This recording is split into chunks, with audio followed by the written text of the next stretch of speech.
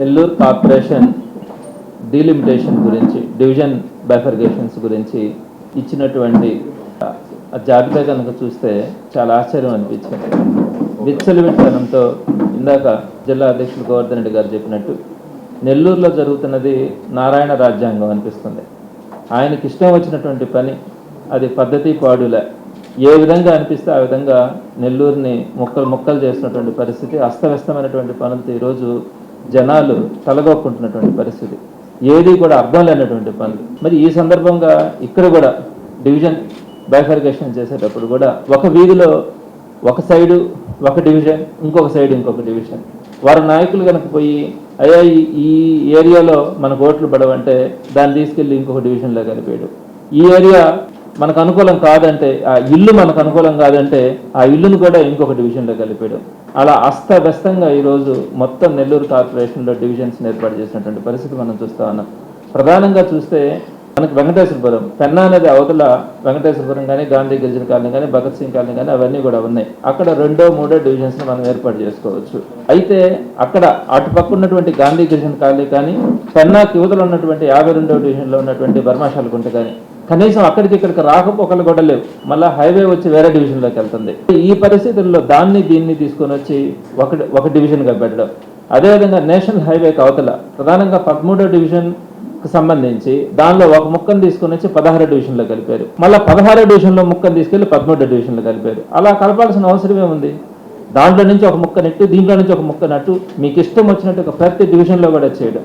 ఇంకా ఘోరమైనటువంటి విషయం ఏంటంటే మైనార్టీలకు సంబంధించి 43వ డివిజన్ జెండా వీధి అంటే అందరికీ కూడా తెలుసు, పురాతన కాలం నుంచి కూడా అది మైనార్టీలు అక్కడ ఒక పవిత్రంగా వారందరూ కూడా అక్కడ నివసించేటువంటి పరిస్థితుల్లో దాన్ని సుమారుగా 4 ముక్కలు చేసి ఒక ముక్కను తీసుకొని వచ్చి విఆర్సీ సెంటర్ ఉండే చాకల వీధిలో కలిపారు. జెండా వీధిలో ఆల్రెడీ అది 1, 2 డివిజన్లు చేయాల్సినటువంటి పరిస్థితి అక్కడ ఉంటుంది.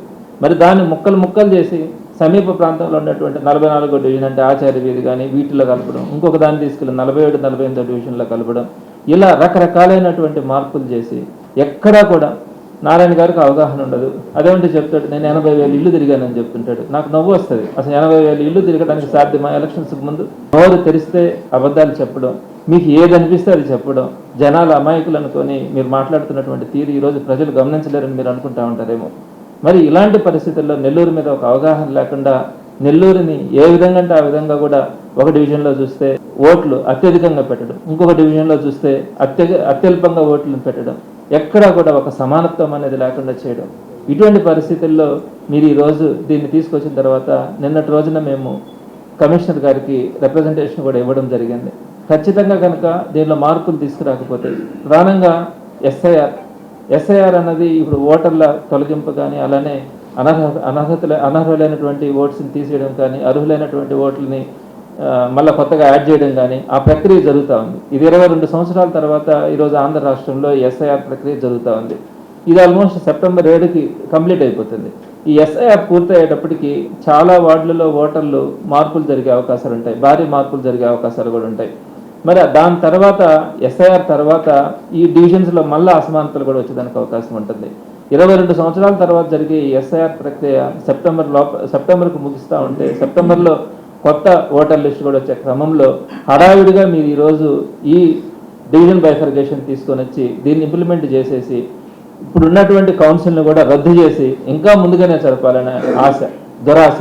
ఎందుకంటే రోజులు గడిచే కొద్దీ ఈరోజు కూటమి ప్రభుత్వానికి కానీ, స్థానికంగా ఉన్నటువంటి నెల్లూరు సిటీ కానీ, నెల్లూరు రూరల్లో కానీ మీకు ఎటువంటి పరిస్థితులు ఉంటున్నాయని మీకు అర్థమవుతా ఉంది. అందుకని ఎంత వీలైతే అంత ముందుగా మీరు ఎలక్షన్స్ జరపాలా, మనం ఏదో ఒక విధంగా చేతులు దుడుపుకొని మనం గెలిచినాం అనిపించుకోవాలని చెప్పి మీరు ఈరోజు ప్రధానంగా మంత్రి నారాయణ గారు మున్సిపల్ అర్బన్ మినిస్టర్గా ఉండి మీ కనుసన్నల్లోనే ఈ బైఫర్గేషన్స్ అన్నీ కూడా జరిగినాయి, జరగకుండా కూడా ఉండవు. మరి ఇట్లాంటి దురాలోచనలతో మీరు తీసుకుంటున్నటువంటి నిర్ణయాలతో ఏదో ఒక విధంగా అక్రమంగానైనా గెలిచి మనం పైచేయి సాధించాలనుకుంటే ప్రజలు చూస్తూ ఊరుకునేంత పిచ్చోళ్ళు కాదు.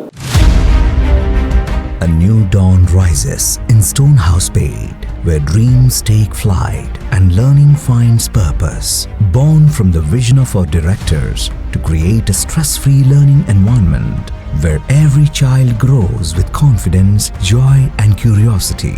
A strong IIT and NEET foundation with AI, coding and robotics program nurturing innovators for tomorrow. A holistic development with discipline, creativity, leadership, an education that shapes character beyond textbooks, an environment where learning is joyful, teachers are mentors, and every student's journey is stress-free. Visva Sai Group of Schools, educating future-ready minds through stress-free education. Now open at Stonehousepet, playgroup to grade 7. A vision of stress-free education from the directors of Visva Sai.